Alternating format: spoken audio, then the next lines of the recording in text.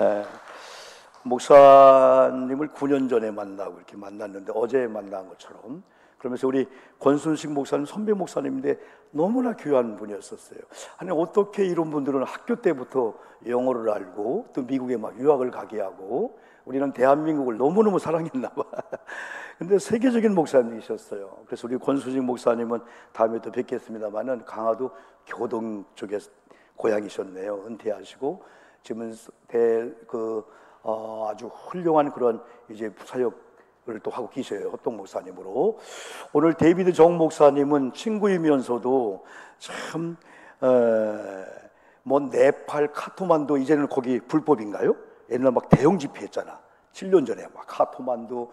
중학교 때 그 비전이 대학교 때 막 그냥 유학 가는 길이 막 열리고 막 법이 안 됐었다네. 근데 법이 갑자기 바뀌어서 대학 유학 가기도 하고, 지금은 목사님의 DCMI라고 선교 전도 단체, 뭐 아프리카 어디든지 막 자비량으로, 지금도 막 자비량으로 오셔가지고 로잔대에 참석해서 역사하는데, 오늘 오후에는 하나님이 사용하신 사람이라는 제목을 가지고 말씀을 전하는데, 지금 우리 목사님이 사실은 시차 적응을 하는 건 단계예요. 주무셔야 될 시간에 지금 여러분이 아멘 크게 하시고 막 은혜 받으시면은 오늘도 하나님께서 세우신 목사님을 통해서 역사해 주실 줄 믿습니다. 나오실 때 박수로 하나님을 찬양하며 환영합니다. 네.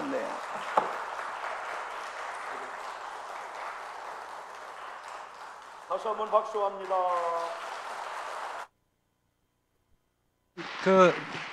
졸리지 않으세요? 점심 드시고 졸리지 않으세요? 저만 졸리나요?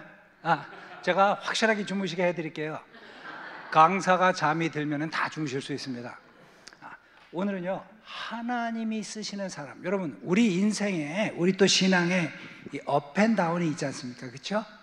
예, 두 분만 있으시다고 사인을 해주시고, 저까지 세 사람 업앤다운이 있고, 나머지는 다 그냥 거짓말을 하시는.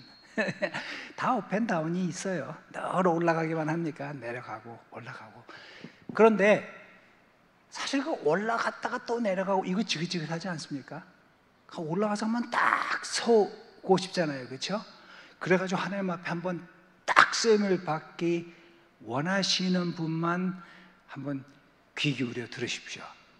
오늘 아브라함도요, 업앤다운이 있었는데 창세기 22장 이후에는 다운이 없습니다. 바로 요 사건 이후에는 아브라함이 견고하게 서 있습니다. 너무나 익숙한 본문 말씀이에요.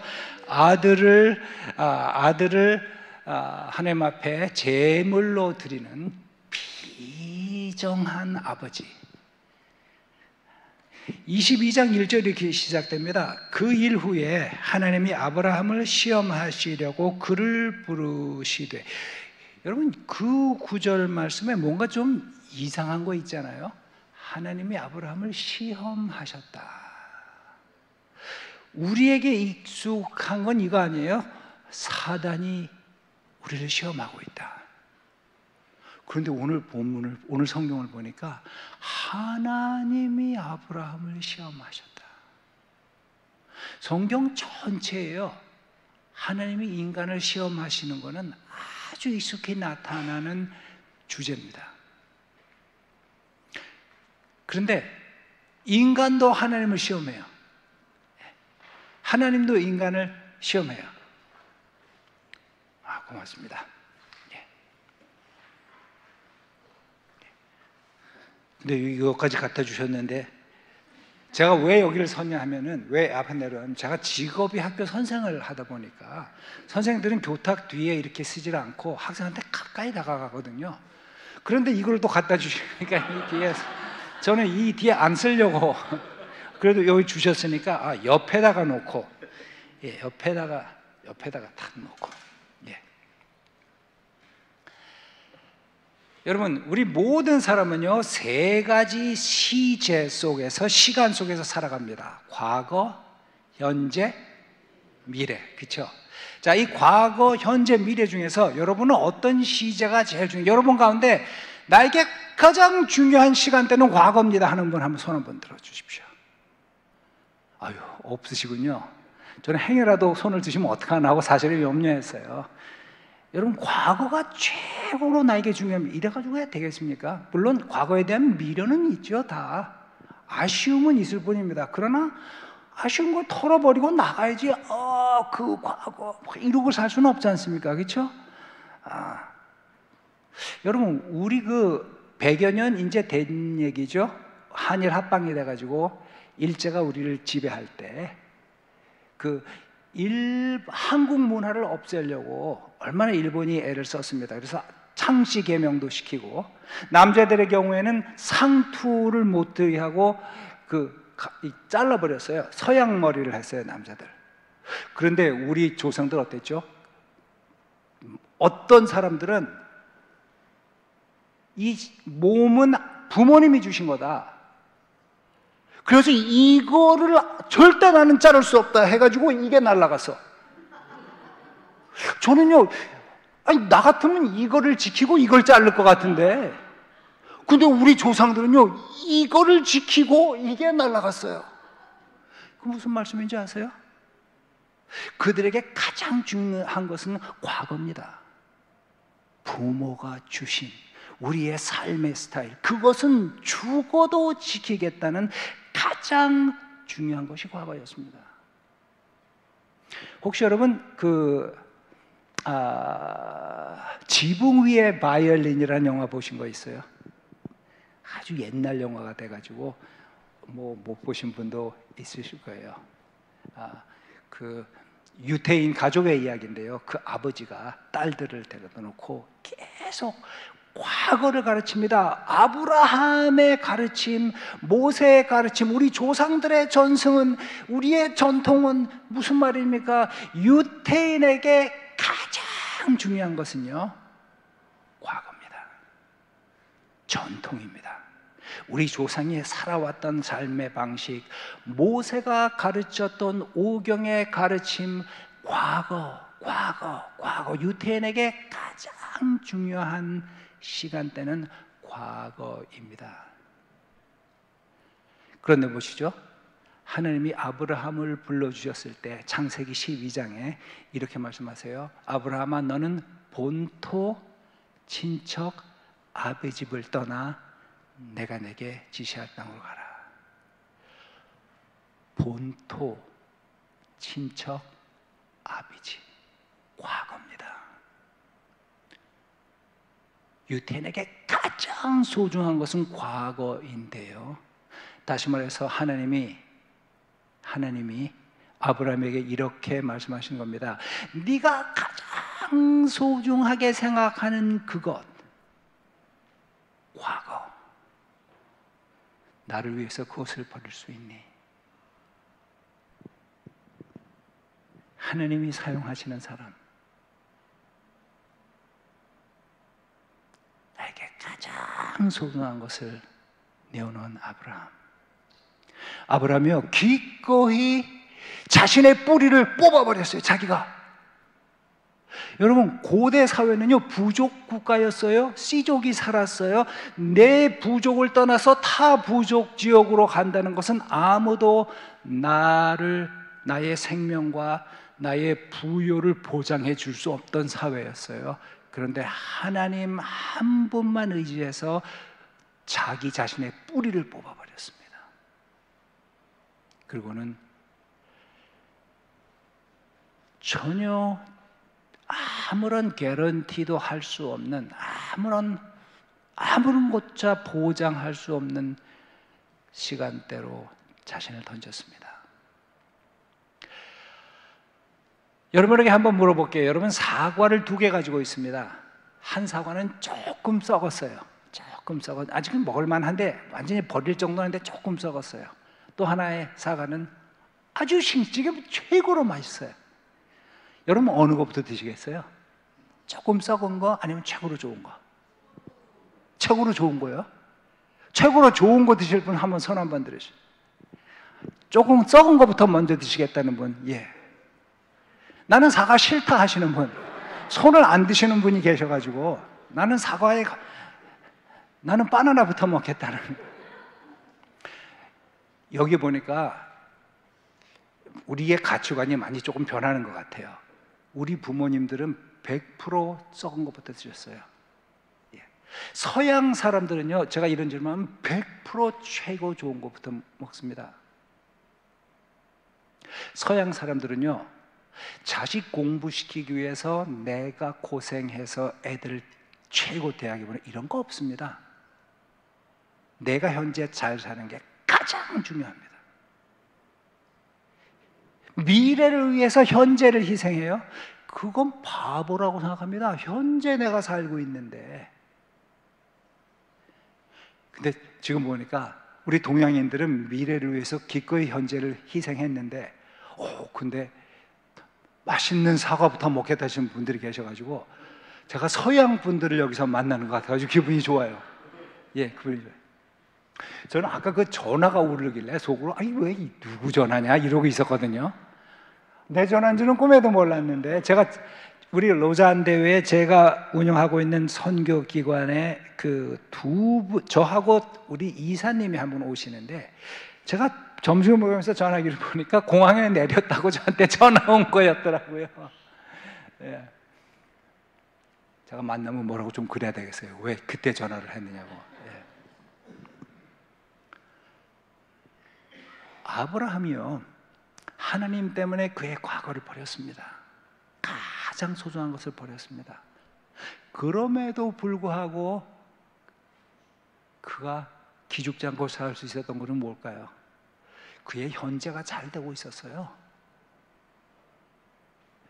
창세기 13장에 보면요, 자기의 조카 롯과 함께 비즈니스를 했는데 너무 잘 돼. 아니 내가 현재 이렇게 잘 살고 있는데 까짓 거 뭐 과거 좀 뭐 버렸으면 어때? 어쩌면은 과거를 버렸음에도 불구하고 축복을 받은 건지, 아니면 하나님이 주신 그 중요한 뿌리를 버렸기 때문에 축복을 받은 건지 모르겠지만 현재가 너무 잘 나가고 있어요. 그러면 까짓거 뭐 과거 좀 뭐 버려도 괜찮을지 모르겠어요. 지금 잘 나가거든요. 그런데 여러분 혹시 비즈니스 동업 해본 적 있으세요? 예, 동업의 교훈 100% 망한다. 예. 절대 동업하는 거 아닙니다. 예, 그거 뼈저린 경험을 하신 분들이 있을 거예요. 비즈니스 하셨다면요. 가장 믿는 사람에게 당한다. 예. 그런데 그 조카의 그 직원들과 나의 직원들이 계속 그래가지고 그것이 직원들의 싸움이 아니라 이제는 가족 싸움이 돼가고 있어요. 여러분 가족 싸움 그러면 혹시 성경에 기억나는 거 있습니까? 아브라함과 롯 이전에 원래 점심을 드시고 나면 이 머리가 작동을 안 해가지고 생각을 할 수가 없어요. 예. 혹시 가인과 아벨이라는 거 기억나시죠? 예. 내 동생의 예배는 받으셨는데 나의 예배는 안 받으셨어요. 그러면 보통 제정신이 있는 사람 같으면은 아우야, 무엇이 문제인지 너의 예배는 받으시는데 왜 나의 예배는 안 받으실까? 내가 어떻게 해야 되겠니라고 물어봐야 되는데, 사실은 보통 사람은 그렇지 않아요. 보통 사람은 성질을 내게 돼 있죠. 이 형은 아우를 죽여버렸어요. 자, 아브라함도 비스름한 상황에 처했는데요. 보십시오. 아브라함은 삼촌이었습니다. 아브라함의 비즈니스를 조카가 도왔습니다. 그럼 조카야, 너 가라. 이래도 아무 문제가 없을 텐데 조카에게 네가 가져라.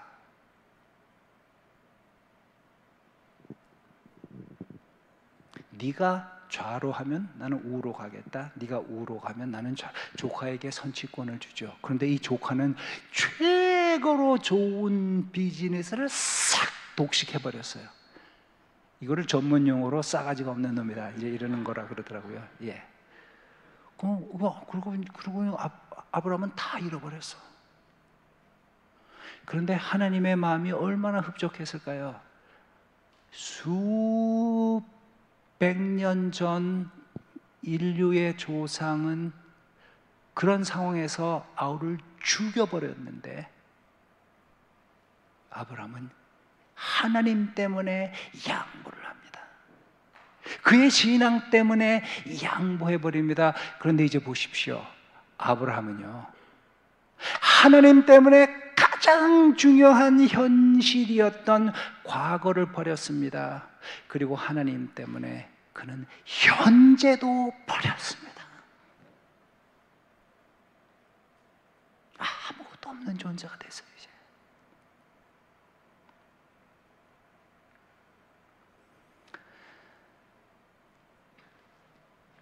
좋은 사과는 나중에 먹겠다는 미래주의자들에게 한 가지 말씀을 해드릴게요. 이제 저도 조금 썩은 사과를 먼저 먹는 성격에, 그래서 더 좋은 미래를 확보하기 위해서. 제가 아까 저희 아버지 얘기를 좀 했어요. 아버지가 매달 거금 25,000원을 집에 벌어오셨다고요. 참 우리 어머니가 어떻게 살림을 하셨는지 모르겠어요. 그때 25,000원. 근데 그 당시에는 솔직한 얘기로 지금 국민저축이라 그러나요? 뭐 이렇게 은퇴하면은 뭐 생활할 수 있는 근거가 있잖아요. 그 당시 우리 부모님들은 그런 게 하나도 없었어요. 뭐 퇴직금이라고 있는데 그 퇴직금이 뭐 받던 뭐에 대해 몇 배 이런 게 아니라 본봉에 얼마. 그럼 뭐 본봉이라는 거는 받아오는 거에서도 또 작은데, 그런 우리 아버지가 가지고 있었던 진짜 국민 저축이 뭔지 아세요? 아들입니다. 아들, 이놈이 나의 미래에 나를 책임져 줄 거예요. 아들에 대한 기대. 우리 아버지의 미래를 책임져 줄 수 있는 것은 아들밖에 없었습니다. 하나님 때문에 자신의 가장 소중한, 자신에게 가장 귀한 것이었던 과거를 저버린 아브라함, 또 하나님 때문에 현재 잘 나가고 있던 비즈니스를 저버린 아브라함. 그러나 그도 미래에 대한 꿈이 있었어요. 왜냐하면 아들이 있었습니다. 하나님 말씀하십니다. 네 아들을 죽여라.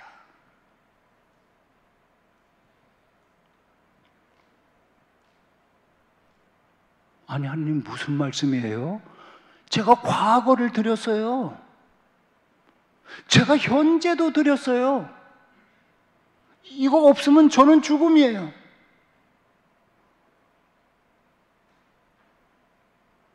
근데 성경을 보니까 아브라함이 그랬다는 얘기가 없어.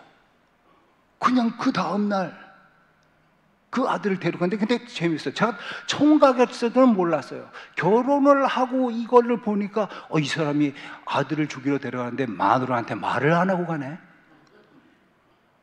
이게, 근데 결혼을 생각해 보니까 그걸 제가 배워서 그거를 말을 했다가는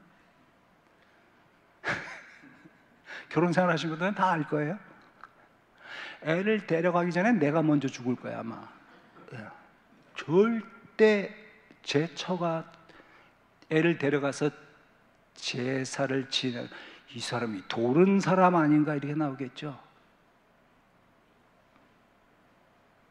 그런데 여기 보니까 재미있는 표현이 있습니다. 그 일 후에 하나님이 아브라함을 시험하시려고.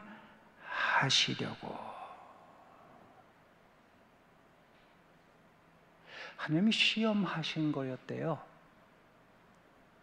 근데 우리는 성경을 읽으니까 그걸 알아요. 아브라함은 몰랐어요. 하나님이 자신을 시험하고 있다는 사실을 아브라함은 전혀 몰랐습니다. 실전을 경험하고 있습니다. 하나님, 이 아들이 어떻게 된 아들입니까? 하나님의 언약의 성취입니다. 하나님은 이 아들을, 제가 도무지 저와 제 아내가 자식을 가질 수 없는 환경에 노로의 몸에 기적으로 주신 자식이고, 이 아들을 통해서 내 몸에서 나온 씨앗이 하늘의 별처럼 많아지리라, 땅의 모래처럼 많아지리라, 그리고 그 후손을 통해서 땅의 모든 백성이 복을 받으리라 약속하신 그 약속을 죽이라고요? 기가 막힌 노릇이에요. 성경이 말하고 있는 게요. 말이나 되는 말입니까? 여러분, 하나님이 언약하셨고 그 언약의 성취에 근거로 주셨던 아들, 그 아들조차 죽여버릴 수 있느냐?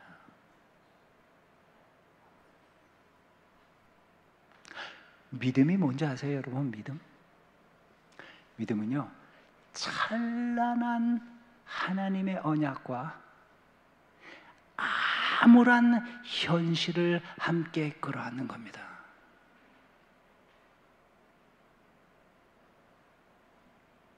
찬란한 언약은 부여잡지만 암울한 현실 앞에서 견고하게 설 수 없다면요,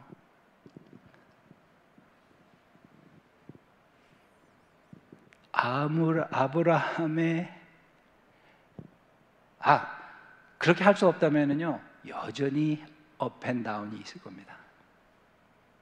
지금 아브라함은요, 찬란한 하나님의 엄청난 축복과 한 치 앞도 보이지 않는 암담한 현실을 함께 끌어안고 그 암담한 명령을 하신 하나님 앞에 순종하고 있습니다. 여러분, 제가 병으로 다 죽어갔다 그랬잖아요. 제가 34년을 멀쩡하게 살았는데 그 병이 치료됐느냐? 제가 그 병을 아직도 가지고 있어요. 이게 한번 오면 죽어요. 근데 그런 제가 죽음에 이르기까지 마지막으로 저를 이렇게 고통을 줬던 게 20년이 넘어요. 제가 아직도 기억하고 있는 게 있습니다. 제가 평생 제가 잊지 못할 추억이 하나 있습니다. 이게 뭐 몇 년인지도 생각이 안 나네. 예. 1997년, 6년, 7년쯤 된 것 같아요. 제가 그때 박사 과정에 들어가서 공부를 하시면은요, 과제물을 내야 되는 날 제출하지 않으면은 아무런 이유가 없습니다. 낙제입니다. 박사 과정에 들어가시면요, A하고 B는 받을 수 있는데 C를 받으면 낙제입니다. 그리고 하면 초긴장하고 공부해야 되는데 박사 과정에 들어가시면요, 집에란 데를 갈 수가 없어요. 계속 연구를 해야 되는데 박사 과정의 학생들은 자기 연구실을 학교에서 도서관에 줘요. 조그만 방에. 그래서 저한테 어떤 과제물을 연구하라고 과제물이 주어졌어요. 제가 그걸 연구해서 연구 논문을 만들어서 10여 명이 채 안 되는 클래스메이트들한테 제가 발표를 해야 돼요. 그리고 학생들이 저를 비평을 해요. 근데 그때 비평을 안 하면은 교수가 그를 비평을 해요. 그래서 교수님에게 당하지 않으려면 저를 비평을 해야 돼요. 그럼 저는 아무리 어려운 질문에도 답을 해줄 수 있어야 돼요. 제가 연구한 과목이니까. 그런데 한참 책을 읽으면서 연구를 하고 있는데 하복부 통증이 와요. 얼른 화장실에 갔는데 시커먼 피밖에는 나오는 게 없어요.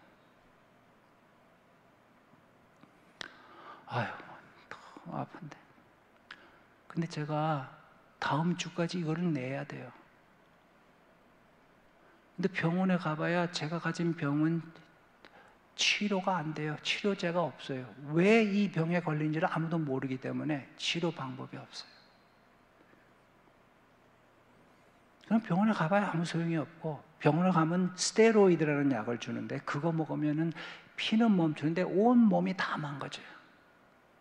이리도 하고 저리도 못하고, 또 돈도 없으니까 병원에도 못 가고, 차도 없으니까 걸어갈 수도 없고.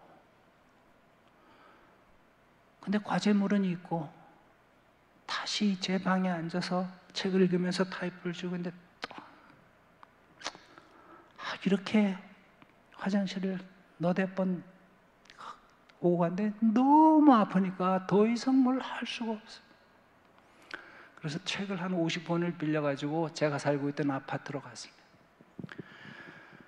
그래서 또 책을 읽으면서 타이프를 치고 있는데 또 아파. 여러분, 그 통증은요, 말로도 할 수가 없어요.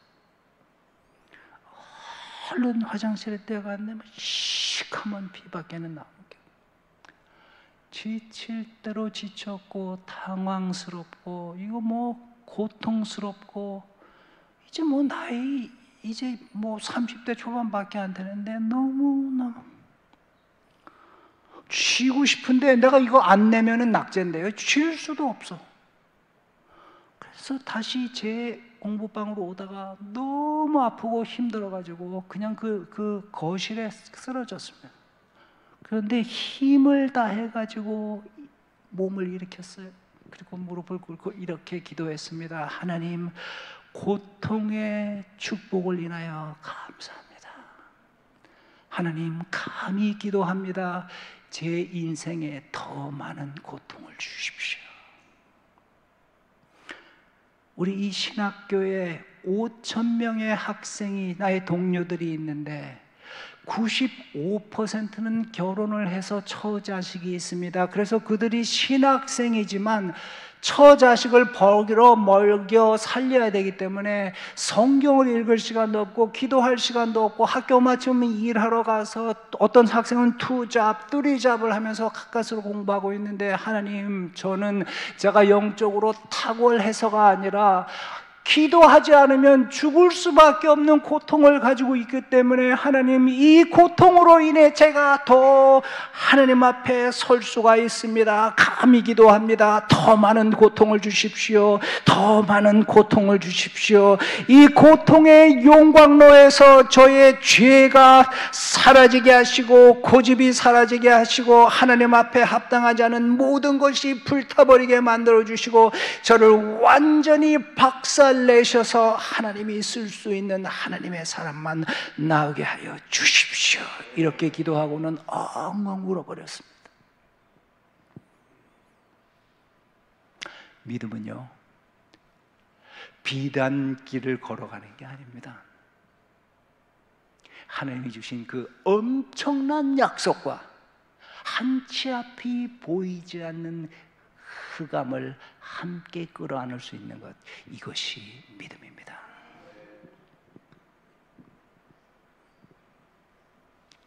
아브라함은요, 그것을 끌어안겠다고 결심하고 그 다음날 아내에게도 말하지 않고 100세에 얻은 가장 귀한 아들을 죽이겠다고 말도 안 되는 명령 앞에 순종합니다.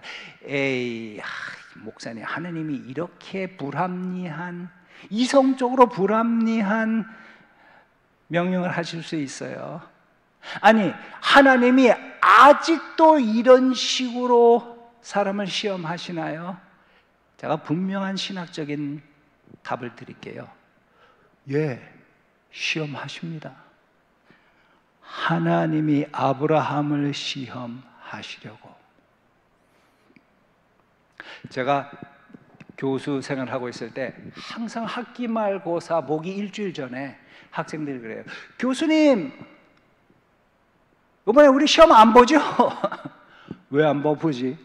아유, 교수님은 우리를 안 믿으세요? 우리 시험 본다고 우리가 공부하고 시험 없다고 공부 안 하지 않아요? 교수님, 우리 맨날 공부합니다. 시험 없어도 공부합니다. 우리를 안 믿으세요? 그럼 저 이렇게 말합니다. 안 믿는다.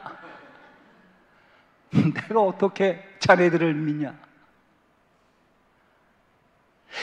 내 시험은 말이야, 함정을 파가지고 자네들을 망가뜨리려는 시험은 절대 없어. 내 시험은 말이야, 자네들이 연구 생활을 해왔다면은 당신의 지식이 어디에 와 있는가 스스로 점검할 수 있는 시험이야. 그리고 나는 교수로서 당신의 마지막 약점이 어딘가를 발견해서 더 한 단계 업그레이드 시켜줄 수 있도록 만들어진 것이 시험이야. 시험이 없으면 자네의 실력은 절대로 늘지 않을 거야. 하나님이 아브라함을 시험하시려고, 하나님이 오영복 목사님을 시험하시려고, 하나님이 시험하지 않는 사람들은요, 아마 하나님의 자녀들이 아닐 겁니다. 제가 군 입대해서 다 죽게 되었을 때 저를 안수했던 그 안수위원장 목사님이 저에게 편지를 하셨어요. 그리고 이렇게 말합니다. 정 목사님, 내가 20년 전 같으면 이렇게 말하지 않을 텐데, 나도 목사가 된 지 20년이 됐고 신학 박사학위도 받았고 나도 눈이 생겼습니다. 목사님이 이 고통 가운데 있는 것, 그것은 목사님이 하나님의 자녀가 아니라서가 아닙니다. 하나님은 당신의 자녀를 시련을 통해 다루십니다.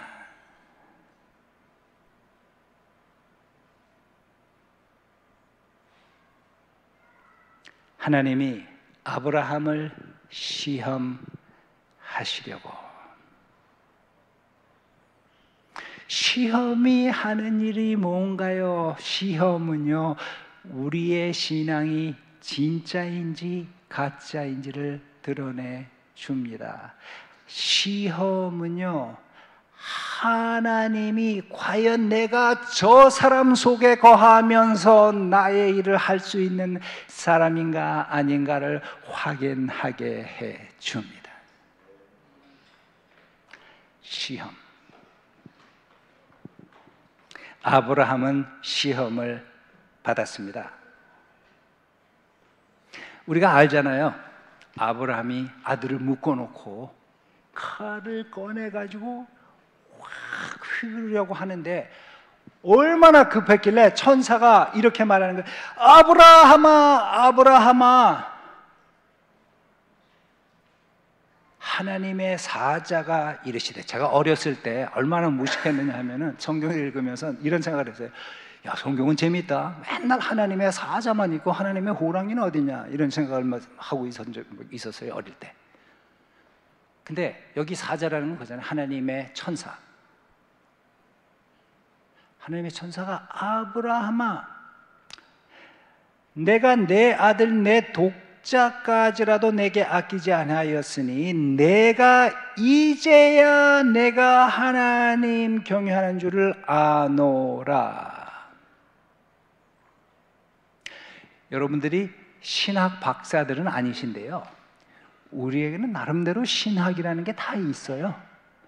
이 정도의 신학은 다 가지고 있어요. 선하게 살면 복을 받고 악하게 살면 벌을 받을 것이다. 이 정도의 신학은 다 가지고 있어요.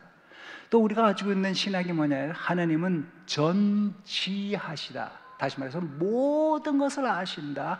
근데 성경을 알면 알수록 우리가 가진 신학이 얼마나 정확하지 않은가도 드러나요. 하나님이 모든 걸 아신다고요? 왜 하나님이 이제야 내가 나를 경외하는 줄 아노라? 역으로 말하면 난 몰랐다. 하나님 다 아신다고요? 모르는 것도 있다고요? 이러면 좀 어려워져, 그렇죠? 네가 너의 믿음을 행동으로 옮기기 전까지 나는 몰랐다. 여러분의 신앙은 마음속에 담겨 있습니까? 아니면 행동으로 옮기십니까? 당신의 헌신은 말에 있습니까? 행동에 있으십니까? 아브라함아, 내 아들 내 독자까지도 내게 아끼지 아니하였으니 내가 이제야 내가 하나님 경외하는 줄을 아노라. 하나님이 수양을 준비하셨어요. 네 아들을 죽이지 말고 내가 준비한 이 양을 드려라. 그래서 우리가 잘 아는 여호와 이레, 예비하시는 하나님, 준비하시는 하나님이라는 이야기가 우리의 뇌리에, 이 역사에 처음 등장합니다. 아브라함이 자신의 믿음을 행동으로 옮겼을 때 예비하시는 하나님이 등장합니다. 자, 아브라함의 삶을 잘 보십시오. 아브라함의 이 스토리의 긴장을 잘 보십시오. 여기 이 이야기의 시작은요, 시험하시는 하나님으로 시작하죠. 이 이야기의 끝은요, 예비하시는 하나님으로 끝이 납니다. 아브라함은 하나님의 시험과 하나님의 예비하심 사이에 끼어서 엄청난 긴장 속에 살았습니다. 아브라함이 언제 예비하시는 하나님을 경험할 수 있었나요? 하나님의 엄청난 시험이 주어졌을 때 no가 아니라 yes라고 말하고 순종했을 때 그는 엄청난 예비하시는 하나님을 경험할 수 있었습니다. 하나님의 언약과 암울한 현실 사이에도 흔들리지 않고 설 수 있었던 아브라함.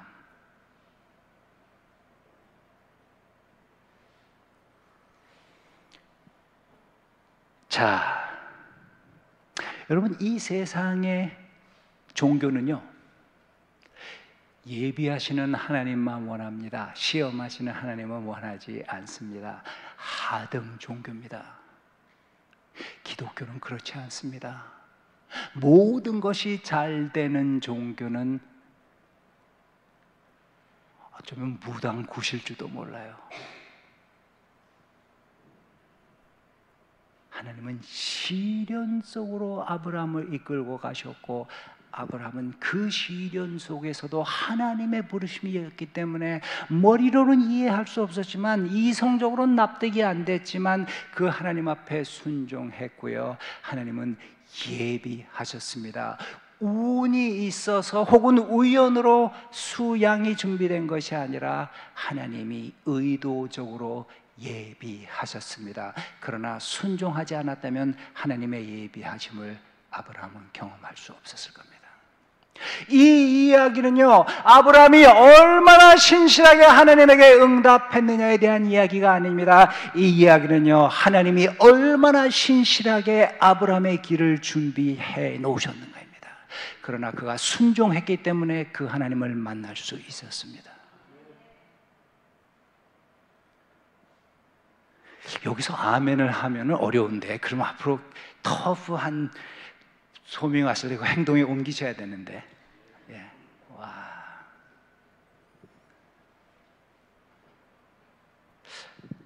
1813년이라고 기억하는데요, 영국 블랜타이라는 곳에 데이비드 리빙스턴이라는 어린아이가 태어났습니다. 이 아이는요, 경건한 아버지 어머니의 철저한 신앙 교육으로요, 아주 믿음의 소년, 청년으로 성장했습니다. 리빙스턴이 의대를 졸업하고요, 신학교를 갔어요. 또 신학교육도 받았습니다. 의사이며 목회자가 됐어요. 그런데 그는 어렸을 때부터 이런 기도를 했습니다. 하나님, 어디든지 하나님이 원하신 대로 저를 보내십시오. 그러나 다만 저와 함께 해 주십시오. 내 인생의 세상을 향하는 모든 인생의 줄을 끊어버리십시오. 그러나 하나님을 향해 나가고 있는 마음의 동아리 줄을 아주 강하게 엮어 주십시오. 그리고 내가 어느 곳에 선다 할지라도 하나님이 성경에 약속하신 이 약속을 항상 이루어 주십시오. 볼지어다 내가 세상 끝날까지 너희와 항상 함께 있을 것이니라. 그런 기도를 하면서 성장하고요. 그 당시 아주 유명한 선교사였던 존 마펫이라는 사람의 딸과 결혼을 해서 가정을 만들었는데요. 그가 기도하던 중에 그는요, 중국에 선교사로 가겠다는 비전을 갖고요. 중국에 가려고 그러는데, 하필이면요, 그때 아편 전쟁이 일어났어요. 그래서 중국에 들어갈 수 있는 문이 막혀버렸습니다. 계속 하나님의 인도하심을 간구했는데, 하나님이 그에게 주시는 비전을 받았습니다. 그가 기도하는데요, 아프리카의 수많은 촌락들의 군집해서 거기서 모록모록 연기가 나는 모습이, 굴뚝에서 연기가 올라오는 모습이 보입니다. 그때 그는 이렇게 헌신했습니다. 하나님, 저 언덕 끝 유령처럼 언뜻 보이는 수많은 아프리카의 촌락들이 보입니다. 하나님, 제가 그곳에 가겠습니다. 그리고 아내와 어린 두 딸을 챙겨서요, 아프리카에 선교사로 갔습니다. 그런데 그때만 해도 옛날 얘기 아닙니까? 지금처럼 의료 환경이 좋지 않던 시절이에요. 그들이 아프리카 땅에 발을 내딛은 지 얼마 되지 않아서 그의 사랑하는 둘째 딸 아이가요, 아프리카 풍토병에 걸려서 시름시름 앓다가 세상을 떠났습니다. 그 애비의 심정이 어떻겠습니까? 그 어머니의 심정이 어떻겠습니까? 사랑하는 어린 딸을 아프리카에 묻고는요, 도저히 이 위험한 환경에 어린 딸과 아내를 지킬 수 있을 것 같지 않아가지고요, 딸과 아이들과 아내를요, 고향 스코틀랜드에 돌려보냈습니다. 그리고선 자기 혼자 고독과 싸우면서, 그 장렬하는 뜨거운 태양빛과 싸우면서 신실하게 복음을 전했습니다. 그가 복음을 전하다가요, 한 번은 장글에 원주민들에게 복음을 전하러 들어갔다가 사자의 공격을 받아가지고 왼쪽 어깨가 나가버렸습니다. 또 장글 속에 다니다가 그 깊은 장글 속에서 어둠 속에 걷다가 나뭇가지에 찔려가지고 오른쪽 눈이 실명해 버렸습니다. 그래도 신실하게 복음을 전했습니다. 그리고 첫 번째 안식년 휴가를 맞아서 배를 타고 고향 스코틀랜드에 돌아와서는요, 가슴이 깨어지는 일이 벌어졌습니다. 자신을 그렇게 사랑했고 그렇게 아들을 보기 원했던 아버지가 아들이 돌아오기 이틀 전에 세상을 떠났습니다. 아버지의 무덤에서 얼마나 울었는지 모릅니다. 한참을 울고는요, 하나님, 어디든지 보내소서, 다만 나와 함께 하소서. 세상을 향하는 내 마음의 끈을 다 끊으소서. 그러나 당신을 향한 내 마음의 끈을 더욱 조이소서. 하나님이 내게 보여주신 이 아프리카 유령처럼 언뜻 보이는 수많은 언덕 위에 수많은 촌락들, 그 촌락들을 향한 하나님이 주신 비전, 제 마음에 간직하고 있습니다. 볼지어다 내가 세상 끝날까지 나와 항상 함께 있으리라. 그 약속만 지켜주십시오. 엉엉 울면서 그 기도를 마치고 아버지의 묘비 앞에서 일어나는데요, 아내와 자식들이 묻습니다. 여보, 다시 아프리카로 돌아가겠어? 아빠, 다시 아프리카로 가겠어요? 하나님은 말이야, 나를 아프리카로 부르셨단다. 나는 하나님 앞에 순종해야 돼. 그리고는 안식년 휴가를 마치고 아프리카로 돌아갔습니다. 비록 남편을 아프리카에 보냈지만, 비록 아버지를 아프리카에 보냈지만요, 그 자식과 그 아내는요, 그 남편에 대한, 아버지에 대한 그 자랑스러움, 그 사랑하는 마음이 있었습니다. 매일 편지를 보내서 남편을 위로했습니다. 두 번째 안식년 휴가를 받아서 돌아왔을 때는요, 정말 가족도 알아볼 수 없을 정도의 몰골이 되어 있었습니다. 그런데 아프리카의 그 선교 사역을 너무나 훌륭하게 해냈기 때문에 자신이 공부했던 모교에서 그의 선교 사역을 인정해서요, 리빙스턴에게 명예 박사 학위를 주기로 하고요, 채플에 초대했습니다. 리빙스턴이 왔습니다. 그런데 영국의 지성인들은요, 고작 시시하게 명예 박사나 받아가는 이 선교사를 야유하기 시작했습니다. 그런데 리빙스턴이 강단에 서서 자신의 간증을 하기 시작했을 때요, 영국의 지성인들은 입을 다물어야만 했습니다. 왜냐하면 리빙스턴의 목소리는 하나님의 목소리였습니다. 두 번째 안식년 휴가를 마치고 다시 아프리카에 가서요, 고독과 싸우면서, 외로움과 싸우면서 신실하게 주님을 섬겼습니다. 이제는 시간이 많이 흘렀습니다. 아이들도 다 컸습니다. 자신의 길을 갔습니다. 그 아내에게 이야기합니다. 여보, 이제 아이들도 다 크지 않았습니까? 아프리카에 와서 나와 함께 주님을 섬기지 않겠습니까? 그 아내는요, 기꺼이 남편과 함께하기 위해서 아프리카로 돌아왔습니다. 그런데 웬일입니까? 그 아내가 아프리카에 돌아온 지 얼마 되지 않아 그 무시무시한 아프리카의 풍토병에 걸렸습니다. 이제 리빙스턴은요, 그 아내를 살리기 위해서 모든 사역에서 손을 놓은 채 아내를 돌봤습니다. 그런데 웬일입니까? 그 사랑하는 아내 메리를요, 자신의 품에 안은 채 그 아내가 아프리카에서 마지막 호흡을 하는 것을 지켜봐야만 했습니다. 그 아내를 아프리카 땅에 묻고 얼마나 많이 울었는지 모릅니다. 한없이 울고 일어나서는 그가 이런 기도를 했는데요, 어쩌면 리빙스턴이 자신이 한 기도를 기억하지 못할 수도 있어요. 그 자리에 있었던 한 사람이 그의 기도가 너무 기가 막혀서 기록을 해 놓았습니다. 리빙스턴은 이렇게 기도합니다. 나의 주, 나의 왕, 나의 임금 예수여, 다시 한번 나의 삶을 주님 앞에 드립니다. 내가 하는 그 어떠한 일도, 내가 가진 어떠한 것도 당신과 당신 나라를 위하여 단호히 바칩니다. 그리고 그는요, 그동안 자신이 사역했던 사역지를 떠나서 우지지라는 자신의 캠프를 옮겨서 거기서 전도 사역을 시작했는데요, 그곳의 원주민들은 리빙스턴을 몰라요. 이제 새로 온 백인이에요.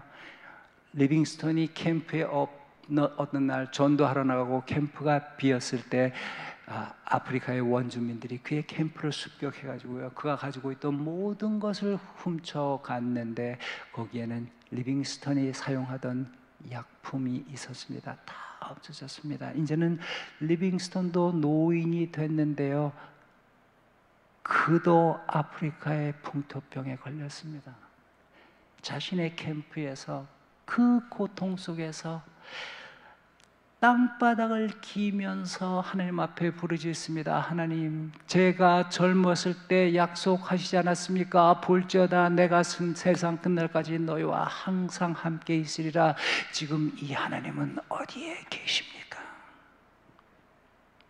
한참 고통 속에서 그 마룻바닥을 구르면서 그 기도를 하고 있었는데요, 누군가가 자기의 캠프의 문을 열고, 그 장막 문을 열고 들이대는데요, 수칠로 오랜만에 보는 백인 한 사람이 있었습니다. 그 백인이 이렇게 말합니다. 혹시 리빙스턴 선생님이십니까? 내가 리빙스턴입니다. 그는 이렇게 말합니다. 제 이름은 헨리 스탠입니다. 저는 뉴욕 헤럴드지의 기자입니다. 뉴욕 헤럴드지에서 리빙스턴의 선교 사역을 취재하고 리빙스턴을 인터뷰하라는 미션을 저한테 주었기 때문에 제가 이곳에 리빙스턴을 만나러 왔습니다. 그리고 뉴욕의 독지가들이 나에게 당신에게 주라고 명품을 보냈습니다. 얼른 약을 받아가지고 말라리아 주사를, 페니실린을 자신에게 주사 놓았습니다. 그리고 이 헨리 스탠리는요, 리빙스턴을 향해서 이렇게 말합니다. 리빙스턴 선생님, 내가 당신과 같이 살면서 당신을 취재해도 되겠습니까? 그렇게 하십시오.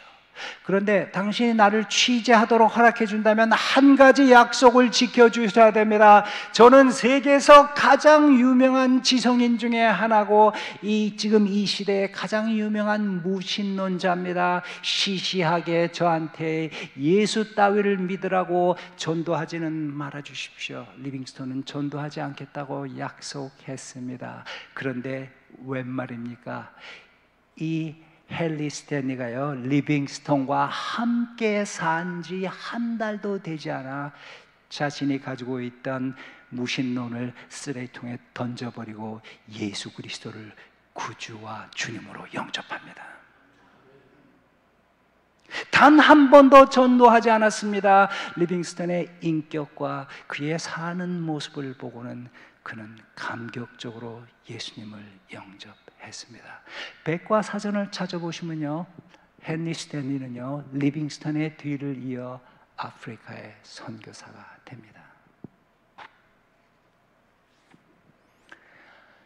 이제 리빙스턴은 늙고 병들었습니다. 그의 인생의 마지막 챕터가 펼쳐집니다. 한 번은 그가 이제는 너무 지쳐가지고 전도를 하러 가도 걸어다닐 수가 없어요. 그 원주민들이 들것에 실어서 리빙스턴을 사역지로 데리고 가고 그곳에서 설교를 하고 했는데요, 그날따라 너무 피곤해서요, 자신을 도와주는 조수들에게 말합니다. 오늘은 너무 피곤해서 더 이상 내가 설교를 할 수 있을 것 같지 않은데 나를 내 움막으로 데려다 주시오. 그래서 그들이 두 사람의 흑인이 그 들것에 실어서 리빙스턴 선생님을 리빙스턴의 움막으로 데려갑니다. 그리고 침대 위에 누웠습니다. 그런데 리빙스턴은요, 몸에 있는 힘을 다해서 몸을 흔들어서 침대에서 떨어집니다. 그런 힘을 다해 일어나서 무릎을 꿇고 침대에 기대어 기도하기 시작합니다. 아프리카 원주민들은요, 리빙스턴의 기도를 방해하지 않기 위해서요, 가만히 놔두고 천막 밖으로 나왔습니다. 이제 해가 지기 시작했습니다. 해가 지고 나면은 해가 지고 이제 비가 오기 시작하는데요, 비가 오면은 야수들이 비를 피하기 위해서 그 천막 안에 들어올 수가 있기 때문에 억수 같은 비를 맞으면서 이 원주민들이 리빙스턴의 이 오두막을 지켰습니다. 그런데 밤이 깊었는데요, 누군가가 찾아왔습니다. 리빙스턴 선생님을 만나게 해달라고 부탁합니다. 그래서 그를 데리고 오두막 문을 열어보니까요, 리빙스턴은 아직도 기도하고 있었습니다. 기도하는 리빙스턴을 방해하지 않기 위해서 나왔습니다. 그들은요, 밤새 비를 맞으면서 리빙스턴이 기도를 마치기를 기다렸는데요, 그 다음날 아침에 해가 뜹니다. 그리고 다시 오두막을 열어봤는데 리빙스턴은 아직도 기도하고 있는 거예요. 그런데 조금 이상합니다. 기도를 하는 사람이 전혀 몸을 움직이지 않습니다. 그 두 사람이 조심스럽게 리빙스턴에 다가가서요, 리빙스턴 선생님 하고 어깨에 손을 대는데요, 리빙스턴은 그대로 넘어갑니다. 이 리빙스턴은 평소 자신이 살아왔던 모습 그대로 기도하면서 주님의 부르심을 받았습니다. 그의 인생에는 조금의 가식도 거짓도 없었습니다. 그는 그가 살아왔던 모습 그대로 하나님 앞에 섰습니다. 오늘 우리가 나눈 이 말씀, 하나님은 어떤 사람을 사용하십니까? 믿음의 사람 아브라함. 그는 하나님 때문에 과거도 버렸고 현재도 버렸고 미래도 버렸습니다. 이제 그의 인생에 존재하는 유일한 현실은 하나님 한 분밖에는 없었습니다. 그가 그렇게 됐을 때 하나님은 아브라함을 사용하셨습니다. 데이비드 리빙스턴, 그도 결국 하나님 때문에 아무것도 그에게 남아있는 현실은 없었습니다. 오직 하나님 한 분밖에는 없었습니다. 하나님은 우리를 시험하십니다. 하나님은 여러분과 저를 계속 시험하실 겁니다. 불같은 시험과 시련이 다가올 때 놀라지 마십시오. 하나님이 섭리와 은혜 가운데 우리를 시험하시는 겁니다. 시험의 목적은 우리를 꼬꾸라지게 하기 위해서가 아닙니다. 우리를 견고하게 세워서 하나님이 마음껏 사용하기 위해서입니다. 시험이 다가올 때 기뻐하십시오. 그리고 하나님 앞에 견고히 서서 옳은 일을 행하십시오. 하나님이 반드시 여러분에게 은혜를 주시고 사용하시고 여러분 주변에 있는 사람이 놀랄 수밖에 없는, 그래서 그들이 동성으로 말하기를 여호와 이레, 하나님이 준비하셨다. 저는 그런 일이 우리 고잔 교회에서 계속 일어난다는 이야기를 우리 목사님을 통해 듣고 여러분과 함께 기뻐하기를 원합니다. 우리 기도하죠. 살아계신 하나님, 오늘 우리가 얼굴에 미소 띄고 기쁜 마음으로 말씀을 받았지만 그러나 우리 가운데 속으로 울고 있는 사람들이 얼마나 많습니까? 하나님이 우리를 사랑하신다는 거 믿고 있습니다. 그러나 왜 내 인생에 이러한 어려움이 있습니까? 해결되지 않는 신학적 질문을 가지고 우리 속에 번민하고 갈등하는 사람이 왜 없겠습니까? 오 하나님, 우리 한 사람 한 사람 우리의 삶에 고통과 아픔과 시련이 있음에도 불구하고 우리를 향한 하나님의 사랑이 조금도 변함이 없다는 사실을 우리 영혼 깊이 인식할 수 있게 은혜를 베풀어 주시옵소서.